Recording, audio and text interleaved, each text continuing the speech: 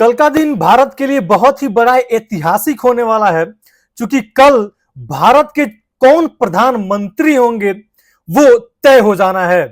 दरअसल लोकसभा चुनाव का रिजल्ट कल आने वाला है और जिसको लेकर के तमाम जो न्यूज चैनल हैं वो अपने अपने एग्जिट पोल सामने रखे हैं, जिसमें अलग अलग प्रकार के अलग अलग तरीकों से लोगों तक पहुंचा है। उसके बाद से सामने एग्जिट पोल आए हैं, तो जैसा एग्जिट पोल की माने तो अलग अलग चैनल जो हैं अलग अलग तरीके से अलग अलग सीटों को लेकर के एग्जिट पोल लेके आए हुए हैं।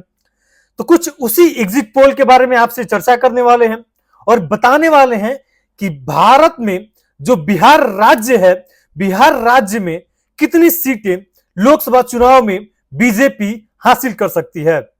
उससे पहले नमस्कार, मेरा नाम विकास चौबे है और आप मेरे यूट्यूब चैनल पे ये वीडियो देख रहे होंगे या फिर मेरे फेसबुक पेज पे देख रहे होंगे। फेसबुक पे देख रहे होंगे तो फॉलो कर लीजिएगा, यूट्यूब पे देख रहे होंगे तो चैनल को सब्सक्राइब जरूर कर लीजिएगा।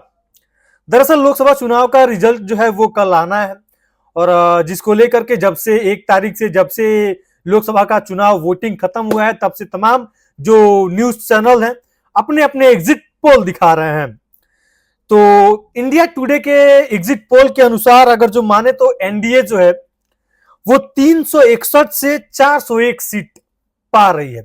मतलब 361 से लेकर के 400 तक के अंदर जो है बीजेपी सीट हासिल कर सकती है।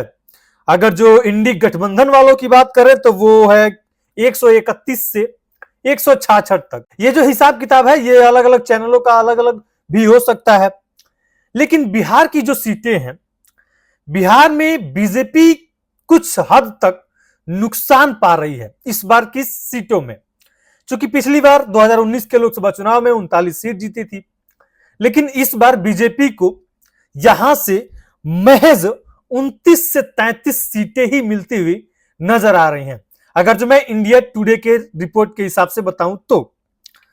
और यहां पे अन्य जो है वो तकरीबन 2 से 3, यानी कि जो लोकसभा निर्दलीय उम्मीदवार हैं, चाहे हम बात करें वो बड़े बड़े चेहरे जो पिछले वीडियो में हमने चर्चाएं की हैं, बड़े बड़े चेहरे वो पप्पू यादव जैसे, उसके बाद से पवन सिंह जैसे और सिवान से मोहम्मद शहाबुद्दीन जैसे बाहुबली नेता की पत्नी यानी कि हिना साहब, ये तमाम ये जो 2-3 बड़े चेहरे हैं और जिसको लेकर के तमाम जो रिपोर्ट्स हैं वो यही बता रहे हैं कि शायद 2-3 अन्य सीट ये लोग पा सकते हैं, यानी कि जो निर्दलीय है।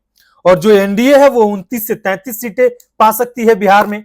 तो यानी कि बिहार में इस बार जो एनडीए है वो बहुत ही तगड़ा झटका इनको लगने वाला है, क्योंकि यह अगर जो ऐसा इंडिया टुडे के एग्जिट पोल के अनुसार माने तो बहरहाल देखने वाली चीजें ये होंगी कि क्या बिहार की जो ये रिपोर्ट्स है, एग्जिट पोल दिखा रहे हैं, तो क्या जो एनडीए की सरकार है कितनी सीटें हासिल कर पाती है बिहार से।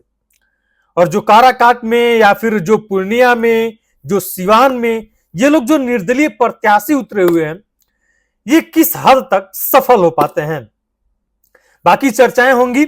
और सबकी नजर अगर जो होगी पूरे भोजपुरी समाज की, पूरे बिहार की, तो ये वो एक ही सीट पे होगी, वो होगी काराकाट लोकसभा क्षेत्र से सांसद उम्मीदवार पवन सिंह का।